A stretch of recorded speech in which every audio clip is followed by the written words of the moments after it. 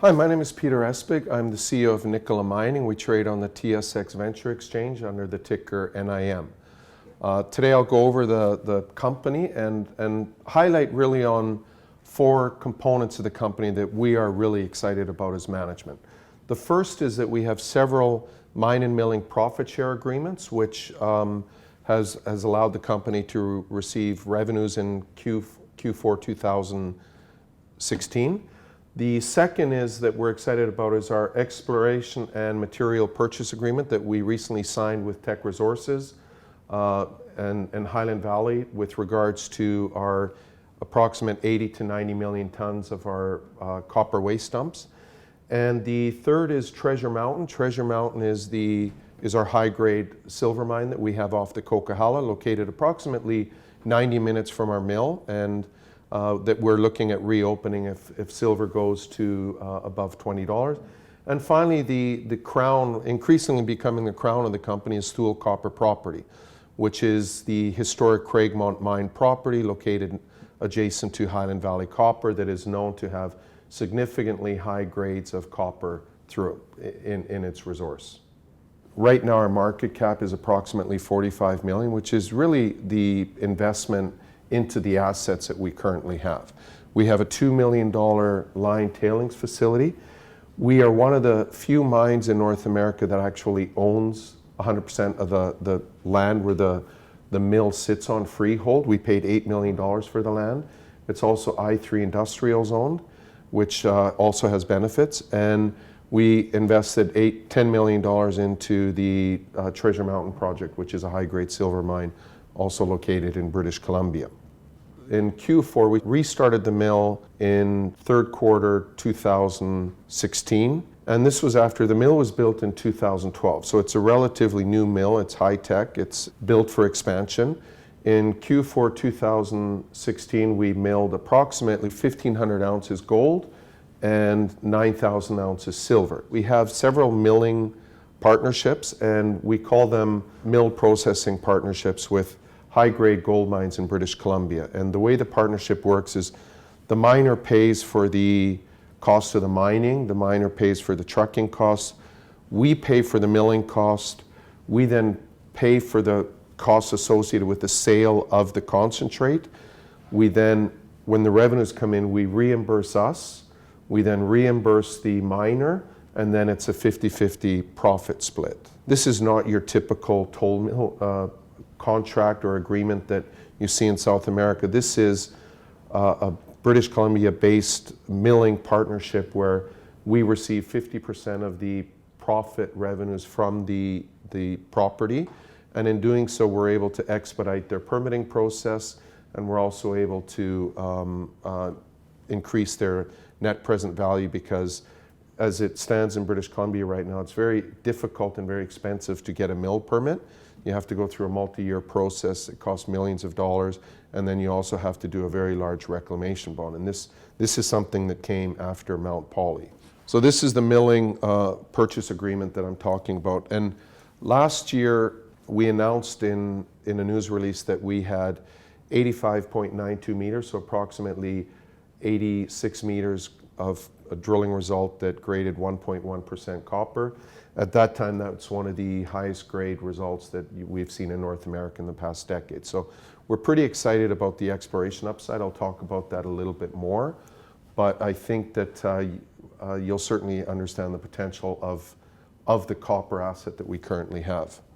So the mill site itself is located in Merritt, British Columbia, and this is significant because Merritt is centrally located, and so we're in the middle of British Columbia.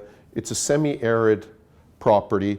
If you look onto the site, we own all this land, and what's unique is that it sits on top of a historic mill site and a historic mine tailings facility. So what we have is we have brownfield land.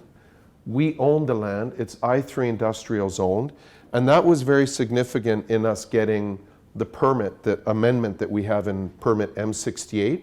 Our M68 mine permit states that Nicola Mining has the right to accept and process mill feed from anywhere in British Columbia, subject to notifying the Ministry of Mining 10 days ahead. So basically what that allows us to do is it allows us to accept gold from essentially anywhere in British Columbia. And the 1,500 ounces that we milled or processed in Q4 2016 was from the Golden Triangle in British Columbia. So it is actually profitable for the gold miners to take the material and ship it to us. It's a better, even though the group that we milled it for has a mill permit, it's actually better for their net present value to ship it to us because they mitigate having to do significant investment. And it takes a lot of the risk out. What's unique about the property is the property used to have a 30,000 ton a day mill sitting on it. So we have, if you look, there's a highway that goes right beside our property. So we're centrally located on a highway. We also have a 1.3 million gallon per day water permit. And we've got the power that historically ran a 30,000 ton a day. So the mill is certainly capable of expanding, or we could put another mill on the same site. So this is the mill if you, in the bottom picture, and what you'll notice is that it's very large for the throughput capacity that we have. We have, as we were milling the gold in our last contract, we were only utilizing 50% of our flotation tanks. So we have excess capacity in the flotation tanks, we have excess capacity in the cone crushing system, in the primary crushing system.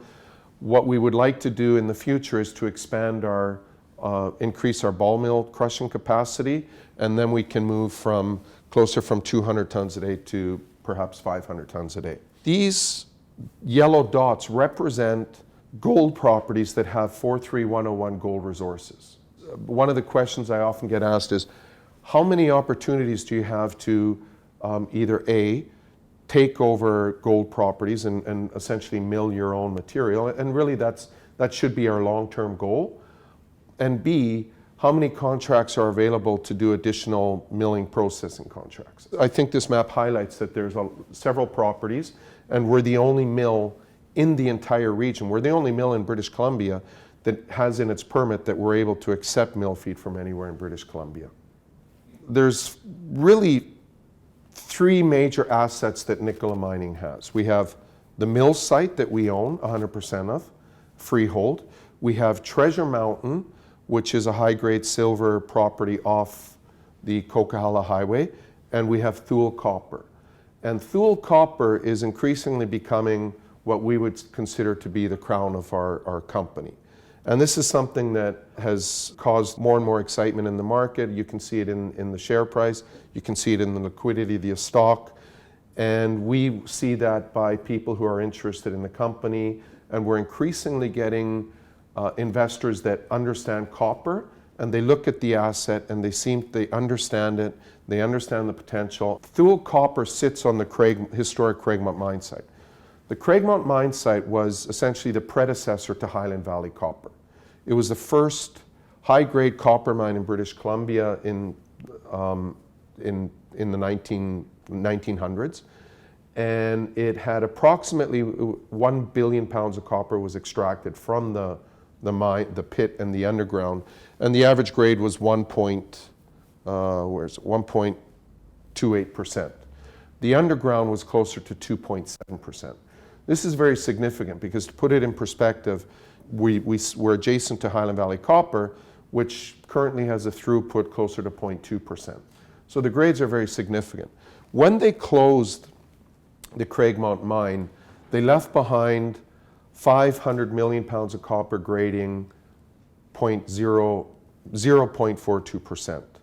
The 0.42% at 500 million pounds of copper is a very significant historic resource. Now I have to emphasize this isn't 43101 compliant. This is part of the historic mine plan that they had. The underground also has a documented, we have 27,754 tons grading 1.79%. It's caved down and it's in a stockpile underground. The reason why the mine was closed in 1988, there was two reasons. One was copper was 60 cents a pound and it cost 61 cents to remove the material. The other reason is that the pit had reached its end of the life, the pit had run out, and the mill was 30 years old at the time. So there was a strong rationale as to why the mine closed at the time. The historic cutoff grade, and this kind of proceeds into the the exploration and material purchase agreement that we announced in 2016 with Teck Resources. And driving that was the understanding that we had approximately 88, but it's between 80 to 90 million tons of waste dumps, and the historic cutoff grade was 0.7% for the pit and 1.2% for the underground. So these are attractive grades for material that's already been mined. We currently have 10,000 hectares sitting adjacent to the Highland Valley project, which is the largest copper mine in Canada, perhaps North America. And under the material purchase agreement that we have with Teck Resources, we hope to commence the exploration as to how the copper lies in the historic waste dumps, and then come up with a mine plan. And as part of that plan, it's a very simple agreement where we receive 40 cents per ton of material extracted. So these are the top drill results in Canada in the past several years. So what you can see is the 85.92 meters at 1.1%. This is the highest grade or the highest calculation Canada. That if you compare it to the HAT project, now the HAT project is also a good project, but one of the things that we have to distinguish here is that we are not your typical exploration copper play in that we are part of a mine. We sit on a fully permitted mine site. When Nicola Mining took over the property, we have taken over the grandfathered mine permits that are associated, including the mill permits that are associated with that property. So it's very different. We're in a warm, semi-arid mining jurisdiction that makes it easier to mine. There's not a lot of precipitation, and we are permitted. This was something that really started getting people looking at the copper asset. But we understand now that really people didn't understand what the significance of that drill result was. And then we were fortunate to find this embayment zone S100. There have been holes drilled into what's called the embayment zone. Fortunately, we were able to find the drill core, because the historic drill core sat in the core racks, most of which was stolen or disappeared or has caved down or fallen down. But this hole was quite well intact, and it was never assayed. So we then went to the Ministry of Mining, and we confirmed that we were able to assay the material, and it is 43101 compliant. But what's unique here is that we had an interval of 116.7 meters at 0.54, and we have to put an asterisk with that number, because what happened is the grades went higher and higher and higher. So they started at 1% when we hit the zone, got to 1%, 1.5, 2, 2.5, and then it hit 3.42%, and there's 12.5 meters missing, and then it's back to 1%. Because that 12.5 meters is missing, we had to give it a value of 0, and that's in the high part of the zone. So the plan this year is Nicola Mining in 2016 raised $700,000 in flow through. We have that money allocated towards two parts of our project. One is to put in approximately 10 holes to 15 holes in the embayment zone, and the other part is to further explore the Titan Queen, which I'll talk about in a minute. So what you have here is, this slide is very important because this is TH002, and you can see that the 87 meters goes across the vein towards the embayment fault. The embayment fault has a true width of, on those two drill holes, somewhere between 55 to 70 meters. What's also significant is this is the hole, the S100, that intersects this way. The two holes are 140 meters apart, and one hole is 60 meters below the other. If you think of that 1 cubic meter of the zone, because of the heavy weight of the magnetite, has a weight of approximately 5 tons, and then you start looking at 5 tons, and then you have the interval where you have a true width of somewhere between 50 to 70 meters, 140 meters and 60 meters depth. That starts to create a lot of excitement as to what the potential of this zone can be. And remember, I have to highlight, this is not a gold or silver vein system. This is a structure. It's a replacement structure where this has melted away the historic rock.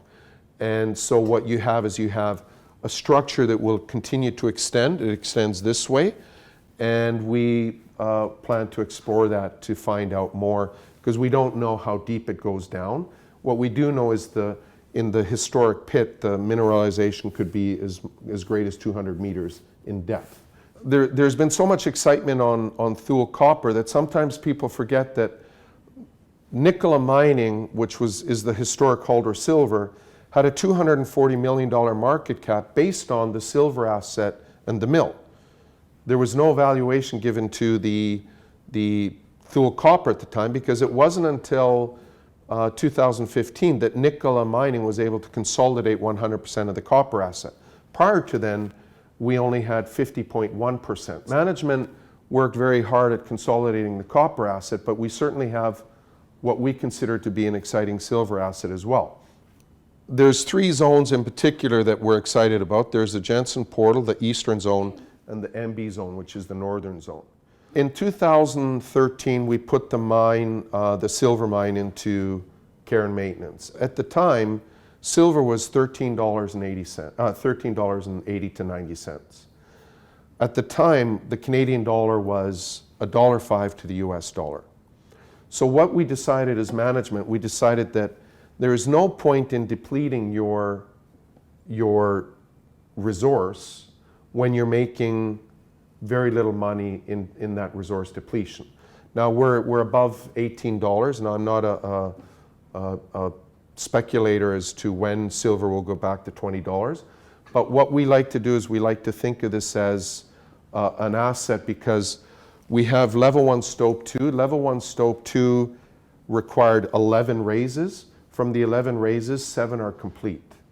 So what we have is we have approximate $460,000 to extract the material, the remaining costs.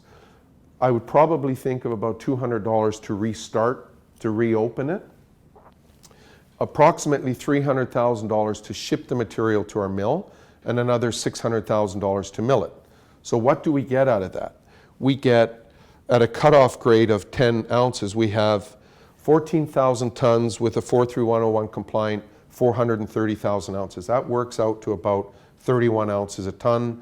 We have 1.5 million pounds lead and 940,000 pounds zinc. So what that does is we have a significant amount of revenue, and to about approximately $2 million in costs associated with that extraction.